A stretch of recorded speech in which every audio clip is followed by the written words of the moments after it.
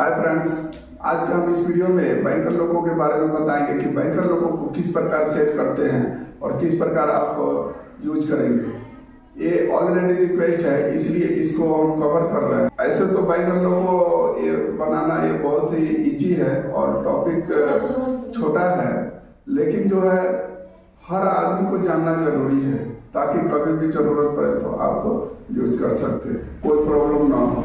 तो हम किस प्रकार हम बनाएंगे, इसके लिए बैंकर लोगों के पहले हमें ये जानना जरूरी है कि अगर डबल हेड अगर लोगो है यानी कि आगे और पीछे, तो उसमें हम किस प्रकार का पोजीशन रखते हैं और कैसे काम करते हैं।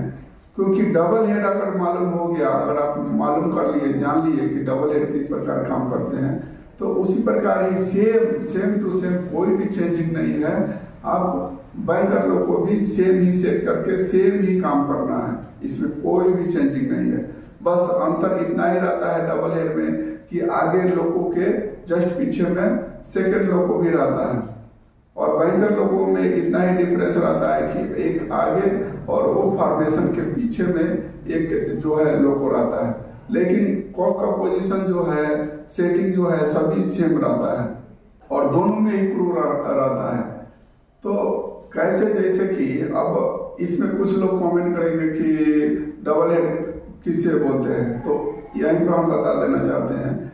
एमयू यानी कि मल्टी यूनिट और डबल हेड में पहले अंतर जानना जरूरी है। तो एमयू का मतलब है मल्टी यूनिट, यानी कि लीडिंग लोगों में आगे कैब में बैठ करके हम पीछे लोगों को ऑपरेट कर सकते हैं आसानी से, ओनली सिंगल क्रू के द्वारा। यानी कि आगे में ही बैठ करके अगर हम सैंड यूज कर रहे हैं तो पीछे लोगों का भी सैंड यूज होगा। अगर SA9 अप्लाई करते हैं तो पीछे लोगों का भी लोगो ब्रेक अप्लाई होगा। अगर नॉच लेते हैं तो पीछे लोगों का भी नॉच आएगा। और वैसे ही तरह तरह के पेंटो रेज कर रहे हैं, डीजे क्लोज करना, तमाम सभी चीजें जो है आगे बैठ करके ही हम कर सकते हैं एमयू यानी कि मल्टी यूनिट में।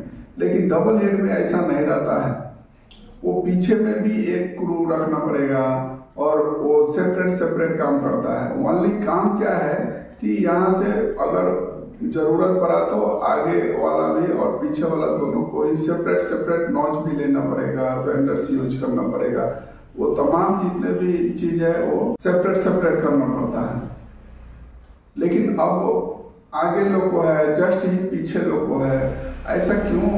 कभी मान के चलिए एमयू फेल हो गया तो वैसा क्या है कि डबल हेड की तरह भी काम कर सकते हैं, यानी कि दो क्रू लेकिन डालना पड़ेगा और पीछे में आपका जो लोड फॉर्मेशन होगा वो उसको अटैच रहता है। तो आगे लोगों को और पीछे लोगों वाले दोनों को ही केयर देना पड़ेगा, नॉच लेना पड़ेगा और अब ड्राइविंग करके जा सकते हैं। तो डिफरेंस बोले तो मेन तो ये है कि दोनों लोगों में सेपरेट काम करता है। और ऐसे देखने से बोले तो दोनों लोगों के बीच में यानी बिटवीन लोगों जो है MR इक्वलाइजिंग, BC इक्वलाइजिंग और एमयू जम्पर केबल, ये एमयू में रहता है, मल्टी यूनिट में जोड़े हुए रहता है।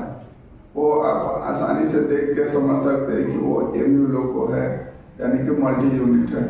और जिस लोगों में ओनली BP या BPFP ही जुड़ा हुआ है वो डबल हेड है, तो उसमें सेपरेट काम करेगा, सेपरेट आपको क्रू देना पड़ेगा।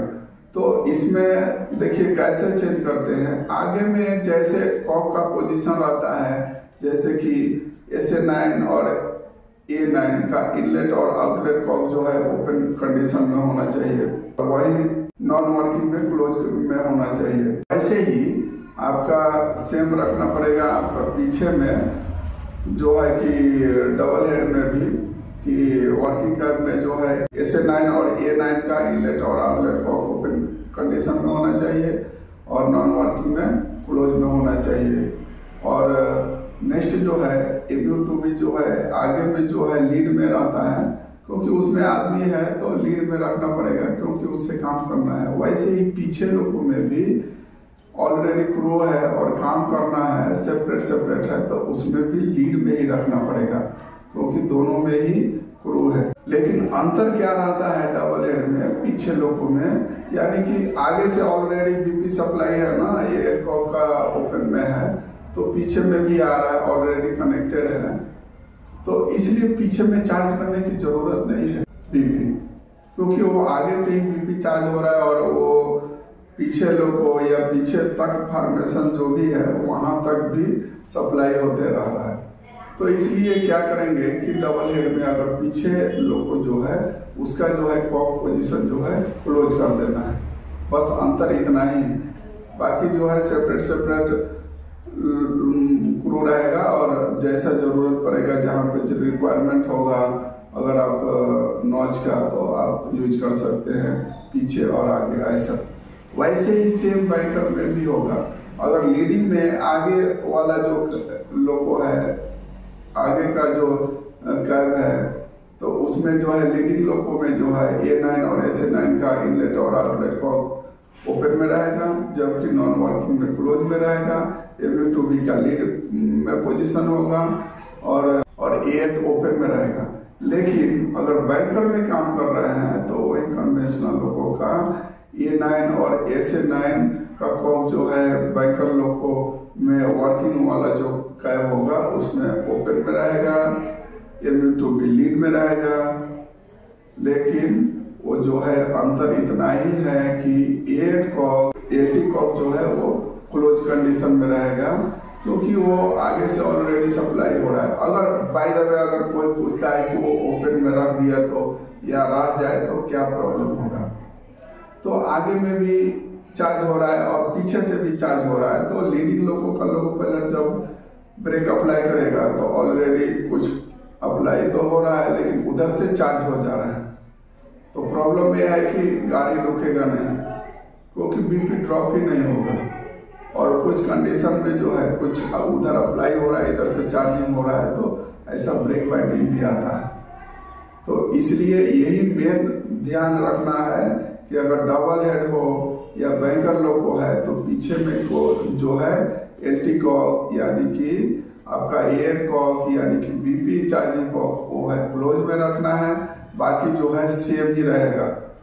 यही मेन डिफरेंस है।